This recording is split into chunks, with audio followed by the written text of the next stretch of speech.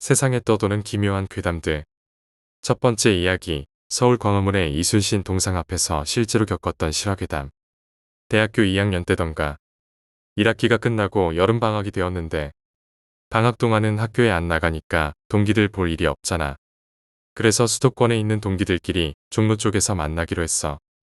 만나서 종로의 금강지화 뒤에 있는 피막골 골목에서 동기들하고 술을 마시고 이런저런 얘기하면서 시간 가는 줄 모르다가 자정이 넘어서 장소를 옮기면서 외박이 되는 동기들은 술을 더 마시기로 하고, 당시에 외박이 안 되었던 나는 같은 방향으로 가는 동기랑 둘이서 집에 가기 위해 일어났어. 광화문 세종문화회관 앞에서 새벽 2시까지 우리 동네로 가는 버스가 있었는데 그걸 타기 위해 피막골에서 길 건너 피아노거리 쪽을 지나 청계천 따라서 세종문화회관 쪽으로 가고 있었어. 시간은 1시 반 정도 되었나? 2시까지 차가 있다고 해도 조바심이 나서 걸음을 재촉해 얼른 걸어가는데 이순신 장군 동상 아래 누가 수그리고 앉아있는 거야. 그날은 주말이어서 그 늦은 시간까지 광화문에 제법 사람이 있었고 우리가 가는 정류장 앞에도 사람이 많았어. 나는 취객인 줄 알고 술 어지간히 드셨나 보네. 이렇게 생각하고 얼른 정류장에 가서 서 있었어. 그땐 아직 광화문 광장이 없었기에 되게 위태로워 보였거든. 정류장에 도착하고도 계속 신경 쓰여서 흘끔거리면서 친구한테 저 아저씨 술 많이 드신 것 같은데 저러다 큰일 나시지 않을까 하면서 걱정스럽게 말했거든. 근데 친구가 무슨 소리 하는 거야? 라고 말했지. 그래서 내가 이순신 동상 아래를 가리키면서 저 사람이라고 말하니까 그 순간 이순신 동상 아래 앉아있는 그 사람이 일어나서는 나는 억울하다 라면서 소리를 지르는 거야. 너무 놀라서 내가 움찔하니까 친구가 너 왜 그래? 아무도 없어. 라고 했어. 친구뿐만이 아니라 정류장에 사람이 대여섯 명 있었는데 그 사람들은 아무도 동상 아래 내가 본 그 사람을 보지 않는 거야. 그 사람이 소리를 고래고래 지르며 억울하다라고 하고 있는데 내가 술에 취해 헛것을 본 거라고 생각할 수도 있는데 며칠 전에 배탈 나서 술은 안 마시고 사이다만 마셨었지. 곧 친구는 버스를 타고 가버렸고 나는 저거 귀신인가 라고 생각했어. 순간 온몸에 소름이 오소소 돋으면서 그 열대야에 한기가 팍 들더라고. 계속 쳐다보면 안 될 것 같아서 버스 오는 쪽으로 고개를 돌리고 한 20분 동안 기다렸어. 20분쯤 뒤에 버스가 와서 얼른 타고 창문으로 이순신 동상 쪽을 봤는데 내가 본 그 사람, 아니 귀신은 다시 수그리고 앉아 있었어. 그 일이 있은 후로 한동안 나는 광화문 일대에 가지 않았어. 8개월쯤 뒤에 광화문 교보문고에서 행사가 있어서 그때 다시 광화문을 갔는데 이순신 동상 아래에는 아무도 없더라고. 이야기를 요약하자면 대학교 2학년 여름방학 때 종로에서 동기들과 술을 마시고 광화문 세종문화회관 앞으로 가던 중 이순신 동상 아래 수그리고 앉아있는 사람을 발견했다. 나는 억울하다고 소리치는 그 사람을 나만 볼 수 있었고 주변 사람들은 아무도 그를 보지 못했다. 두 번째 이야기, 무당이 나에게 귀신이 붙어 있다고 말했다. 누름굿을 내릴 때 내가 무당님한테 들은 말이 있었다. 나에게 바로 교복 입은 어떤 귀신이 붙어 있다는 말이었다. 아마도 나의 친구 중 하나가 아닐까 추측한다고 하셨었다. 굿을 치르고 집으로 돌아와 그 말도 잊어갈 때쯤 나는 가위에 눌리기 시작했다. 교복 입은 귀신이 내 몸에 올라타 나를 한참 내려다보고 있는 모습을 보기 시작했다. 사실 그 귀신의 교복을 본 순간 나는 좀 놀랐다. 바로 내 중학교 때의 교복이었다. 하지만 얼굴은 아무리 봐도 내가 모르는 얼굴이었다. 그날도 내 중학교 동창인 듯한 귀신은 내 위에 올라타 나를 한참 내려다보고 있었다. 나는 눈을 감은 채로 가위가 풀리길 기다리고 있었다. 그 귀신이 입을 열었다. 눈을 떠봐. 여지껏 지켜보기만 해왔던 귀신이 말을 걸어오는 건 처음이라 조금 당황스러웠지만 들리지 않는 척 그냥 계속 눈을 감고 있었다. 눈을 떠보라고. 내가 보이는 거 다 알아. 나 보이잖아. 눈 떠. 계속 무시하면서 일정 시간이 지나자 가위는 풀렸다. 그렇게 일상생활을 하고 왠지 오늘 가위 눌리겠는데 싶은 날은 어김없이 가위에 눌렸다. 또 같은 귀신이 내 위에 올라타 나를 내려다보고 있었다. 오늘은 눈을 떠줄 거지? 계속해서 눈뜨란 말만 반복하는 귀신. 그래 뭐 한번 보자 싶어서 눈을 떴다. 너 누구야? 라고 귀신에게 물었다. 몰라. 내가 누군지 몰라. 죽은 주제의 지 이름도 잊었나 보다. 보아하니 학교에 다니다가 자살한 귀신 같았다. 같은 반에 그런 얼굴을 한 친구는 없었고 또 내가 기억하는 아이들 중에서도 그런 얼굴을 가진 아이는 없었다. 한마디로 얘는 내 친구도 아니다. 그냥 나랑 같은 학교에 나왔다는 이유와 내가 영감이 좀 남들보다 강하다는 이유에서 나한테 붙은 듯했다. 그렇게 귀신과 나의 동거 생활은 시작됐다. 작은 방에서 컴퓨터에 열중하고 있노라면 어김없이 그 귀신은 창가 옆에 서서 나를 지켜봤다. 내가 밥을 먹을 때도 화장실에 갈 때도 어김없이 나를 쫓아다녔다. 그렇게 시간을 보내자 나는 이제 슬슬 이 귀신이 좀 갔으면 하는 바람이 커져갔다. 사실 좀 지겨웠기도 했고 계속 바위에 눌리며 지내자니 많이 불편했다. 넌 네가 갈 곳으로 안 가냐? 언제까지 내 주위에 민기적거릴 건데? 그러자 동창 귀신은 기다렸다는 듯이 입을 열었다. 나도 너처럼 살고 싶어. 아는 사람 만나서 영화 보고 밥 먹고 그러면서 살고 싶어. 왕따를 당했어. 사실 나도 중학교 시절을 왕따 당하며 보냈던지라 남일 같지가 않았다. 그제서야 그 귀신의 마음이 좀 이해가 갔다. 너 이름 진짜 기억 안 나? 이름 말해주면 니네 부모님한테 연락해서 천도제 좀 지내주라고 할게. 자기 이름도 기억 못하는 그 귀신은 사실 같은 중학교에 나왔던 이 사람 저 사람한테 붙어 있다가 최종적으로 나한테 옮겨붙은 듯했다. 그냥 이대로 조금만 지내다 갈게. 딱 3일만 있다가 갈게. 3일만 있다 간다는 말에 그러라고 하고 가위에 눌린 채 잠에 들었다. 그리고 그렇게 3일을 귀신과 함께 보내다가 마지막 날 약속이 있어서 함께 나가게 됐다. 영화가 밤 늦게 보는 거라서 밤에 영화를 보다가 집에 돌아갈 때가 되어가고 있는 중에 귀신이 따라오는 걸 멈추었다. 길거리에서 귀신이랑 대화하는 건 미친년 취급받기 쉬워서 그냥 말없이 왜 안 오나 돌아보는데 그 귀신이 말했다. 나 이제 갈게. 그렇게 간다고 말하고 귀신은 가버렸다. 허무한 끝이었지만 그 말을 마지막으로 동창 귀신은 다시는 나타나지 않았다. 돌이켜 생각해보건대 그 귀신은 나를 통해서 해보고 싶었던 것들을 이루고 싶었던 게 아닐까 싶다. 친구들과 밥 먹고 수다 떨고 어떤 이에겐 너무나 쉬웠던 것이 그때 당시에 그 애에겐 한낱 꿈에 불과한 것이라 자살한 귀신이라 쉽게 돌아갈 수는 없겠지만 부디 잘 갔기를 바란다. 세 번째 이야기, 고양이의 복수. 중학교 때의 일입니다. 겨울방학을 맞아서 친구들 3명과 시골에 있는 제 외가댁에 놀러 갔었죠. 외가댁은 그 당시에 아직 보일러를 들여놓지 않아서 친구들과 열심히 장작을 패고 아궁이에 불을 지펴 온돌 바닥을 데폈습니다. 저녁을 먹은 후 외할머니께선 주무시고 저희들은 그런 곳에 가면 빠질 수 없는 무서운 얘기들을 시작했습니다. 놀래키는 얘기서부터 시시껄렁한 얘기 등 분위기는 어느새 무르익어갔죠. 그런데 이야기를 하던 중 방 앞에 있는 마루 위로 고양이 한 마리가 올라오더니 애기 울음소리를 내며 울기 시작했습니다. 평소 고양이를 진짜 무서워하던 제 친구 한 놈이 문을 벌컥 열고 쫓아내기를 3번. 고양이는 저만큼 갔다가 문을 닫을 때면 또 다시 되돌아오더군요. 머리끝까지 화가 치밀어 오른 친구는 갑자기 뛰쳐나가더니 마루 한켠에 있던 낫을 들고는 고양이를 쫓아가서는 마구 휘둘렀습니다. 어이가 없을 정도로 마구 휘두른 낫에 정말 웃기지도 않게 고양이 꼬리가 잘려나갔죠. 고양이가 담장 너머로 도망간 후에 친구는 씩씩거리면서 돌아왔습니다. 저를 포함한 친구들은 그저 어리둥절할 따름이었죠. 이런저런 얘기를 좀 더 하다 보니 어느새 시계는 1시를 가리키고 이불을 펴고 잠자리에 들기 전 아까 그 친구가 갑자기 배가 아프다고 화장실을 가야겠다고 하더군요. 문제는 외가댁의 화장실이 정말 허름한 푸세식인데다가 전구가 고장이 나서 용변은 그냥 다른 데다가 볼 정도로 무섭더랬죠. 친구는 도저히 혼자 못 가겠다고 나머지 3명이 같이 가야 된다고 우겼고 우리는 후레쉬를 하나 들고 친구가 용변을 보는 동안 밖에서 후레쉬를 비춰주고 있었습니다.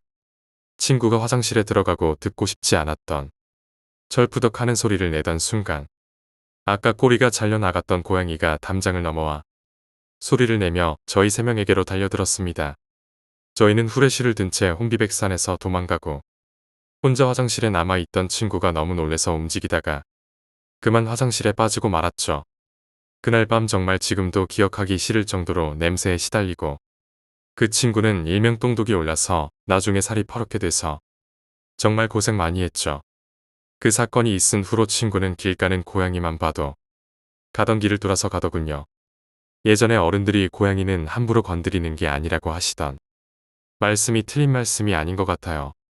네 번째 이야기, 15년 전 일본 유학 중에 겪었던 일. 안녕하세요. 저는 일본 사이타마현 우라와시에서 신문 배달 아르바이트를 하며 대학을 다녔던 유학생이었죠. 평소에 제가 무서운 얘기를 무척 좋아하는 편이라 유학생활 중에 겪었던 일들을 얘기해 보려 합니다. 지금 하는 이야기는 제가 일본에 간 지 3개월쯤 되는 때의 일입니다. 태어나서 처음 해보는 신문 배달일이라 초반에 적응하는데 정말 힘들었습니다. 새벽 1시에 일어나는 것도 그렇고 바이크 타는 것도 그렇고 당시에는 그만두고 싶다는 생각도 많이 들었습니다. 그때가 2008년 2월 정도로 기억납니다. 제가 배달하는 구역 중에 경마장이 있었는데 경마장으로 규모가 꽤 큰 편입니다. 경마장 주차장 안에 있는 경비실 포스트에 스포츠 신문을 넣는데 그날따라 가랑비도 내리고 무척이나 추웠습니다. 여느 때처럼 주차장 입구를 지나서 포스트 쪽으로 가는데 포스트 앞에 정장 차림의 남자 2명이 싸우고 있는 게 보였습니다. 새벽 2시에 비도 오는데 우산도 안 쓰고 말다툼하고 있는 것처럼 보였어요. 속도를 줄이면서 천천히 포스트 쪽으로 가고 있는데 200m 앞 정도였나 잠깐 눈을 감았다 떴는데 사라진 겁니다. 분명히 남자 둘이서 포스트 앞에서 비를 맞으면서 싸우고 있었는데 순간 소름이 쫙 끼치는데 도저히 신문 넣으러 못 가겠더군요.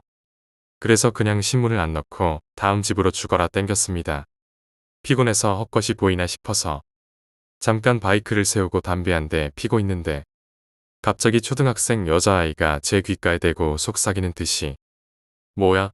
뭐하고 있어? 라고 하는 겁니다. 또 소름이 쫙 끼치는데 주위를 둘러봐도 아무도 없는 겁니다. 목소리는 분명히 귀에 대고 얘기하는 것처럼 들리는데 미치겠더군요. 킥킥대면서 어디 보고 있어? 라고 말하자 저도 모르게 욕이 나오더군요. 안 되겠다 싶어서 일단 가게로 돌아가서 진정 좀 한 다음에 배달하자는 생각에 가게로 향했습니다. 안 그래도 배달이 늦다고 혼난 적이 많았는데 도저히 다시 갈 마음이 안 생겨서 그냥 그쪽으로 눈에 뜨면 가자는 생각에 배달 순서를 거꾸로 해서 넣기로 했죠. 그렇게 초긴장 상태로 배달하고 있었는데 한 새벽 4시쯤인가 또 일이 터졌습니다. 보통 배달이 익숙해지면 신문을 넣는데 1초도 안 걸립니다. 포스트 위치도 다 알고 집 위치도 다 알기 때문에 바이크로 확 당긴 다음에 포스트 앞에 딱 서면 후다닥 신문을 접어서 넣고 바로 출발하는 게 보통이거든요. 배달이 빨리 끝날수록 쉬는 시간도 늘어나니 불필요한 동작은 일체 하지 않습니다. 포스트 앞에 딱 서서 신문을 접고 있는데 포스트 옆으로 잠옷 차림의 여자가 서 있는 겁니다. 정면이 아니라 옆으로 실눈으로 보고 있어서 얼굴은 안 보였는데 딸이 신문 받으러 왔나?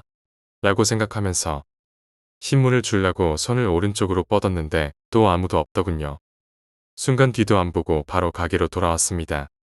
그날은 제 기억으로 배달이 8시쯤에 끝났었죠. 평소에는 6시에 끝납니다. 지금 생각해도 아찔한 경험이었습니다. 그 뒤로 새벽에 배달하고 있을 때면 누가 쳐다보고 있는 느낌이 들 때가 종종 있었어요. 그때처럼 무섭진 않지만 저도 모르게 식은땀을 흘렸답니다. 5번째 이야기, 90년대 할아버지가 돌아가시기 전에 일. 제가 초등학교 3학년 때입니다. 99년 여름이었던 걸로 기억하는데요. 항상 저는 할아버지와 할머니 사이에서 잠을 잤습니다. 그 방이 넓었고 TV가 있어서 항상 TV를 보다가 잠들었는데요. 그때도 여전히 TV를 보고 있었습니다. 밤에 할아버지 할머니가 모두 주무시고 전 일어나 심심해서 TV를 켰죠. 그런데 TV에서 낯익은 풍경이 보이는 거예요. 자세히 들여다보니 우리 집 근처 슈퍼마켓 앞 도로를 카메라가 찍고 있었습니다. 이른 새벽이라 그런가 사람이 하나 없더군요. 그런데 카메라가 주변을 찍으면서 갑자기 멈추더니 한번 팟하고 꺼지더군요. 꺼진 지 1초 정도 되니 다시 켜진 TV. 여전히 카메라는 그 도로를 비추고 있었지만 그 풍경엔 여자 하나가 서 있었습니다. 미동도 없이 서 있었죠. 전 그때 이상하게 하나도 무섭지 않았어요. 진짜 이상하게. 갑자기 여자는 카메라를 향해 돌아보고 진짜 천천히 카메라 쪽으로 다가왔습니다. 그때도 전 무섭지 않았어요. 근데 갑자기 여자가 1m 정도 남겨두고 멈추더군요. 그래서 전 이상하다 싶어서 TV를 쳐다봤죠.